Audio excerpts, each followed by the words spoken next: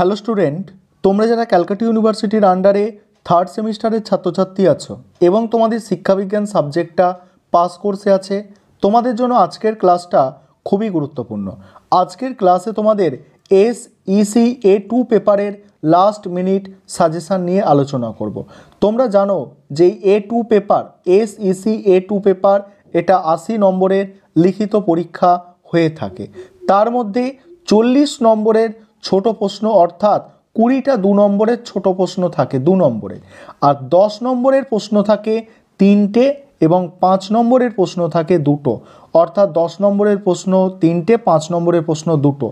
আজকের ক্লাসে তোমাদের এই 10 নম্বর এবং 5 নম্বর প্রশ্নের সাজেশান নিয়ে আলোচনা করব। তোমরা অনেকে রিকোয়েস্ট করেছো সাজেশানটা দেওয়ার জন্য। আশা করি এই সাজেশানটা তোমরা পরীক্ষার আগে করে গেলে অবশ্যই উপকৃত হবে। তোমরা এখান থেকে সমস্ত বড় প্রশ্ন কমন পাবে।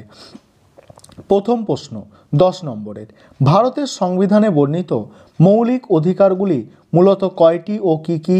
তার সঙ্গেই আছে স্বাধীনতার অধিকারটি সংক্ষেপে ব্যাখ্যা করো। দ্বিতীয় প্রশ্ন, গার্হস্থ্য হিংসার প্রকৃতি আলোচনা করো।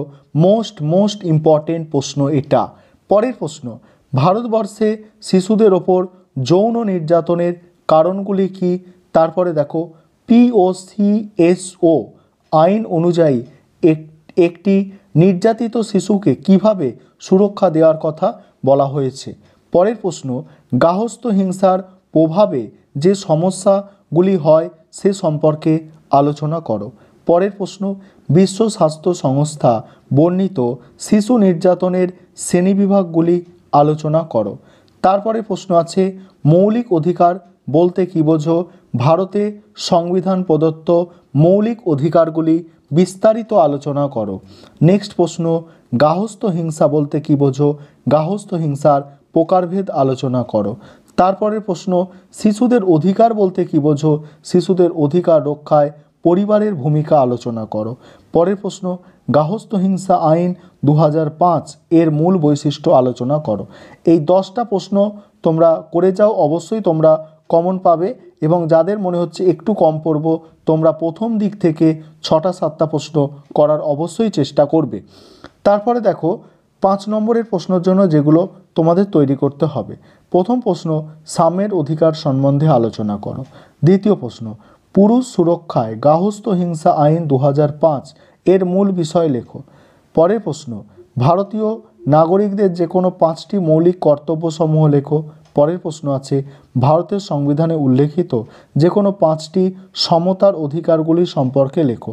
পরের প্রশ্ন আছে, শিশুর অধিকার রক্ষায় সমাজের ভূমিকা আলোচনা করো। তারপরে প্রশ্ন দেখো, পরের প্রশ্ন আছে, গার্হস্থ্য হিংসার প্রভাবগুলি আলোচনা করো। পরের প্রশ্ন, POCSO আইন সম্পর্কে একটি সংক্ষিপ্ত টিকা। নেক্সট প্রশ্ন আছে, ভারতীয় সংবিধানে বর্ণিত 5টি সাম্যের অধিকার।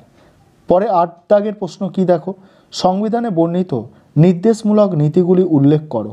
আর পরের প্রশ্ন কি, গার্হস্থ্য হিংসা আইনের দুর্বলতাগুলি লেখো।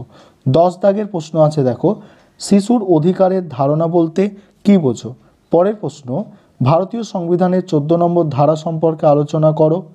পরের প্রশ্ন আছে, ভারতীয় সংবিধানে বর্ণিত ধর্মীয় স্বাধীনতার অধিকার লেখো।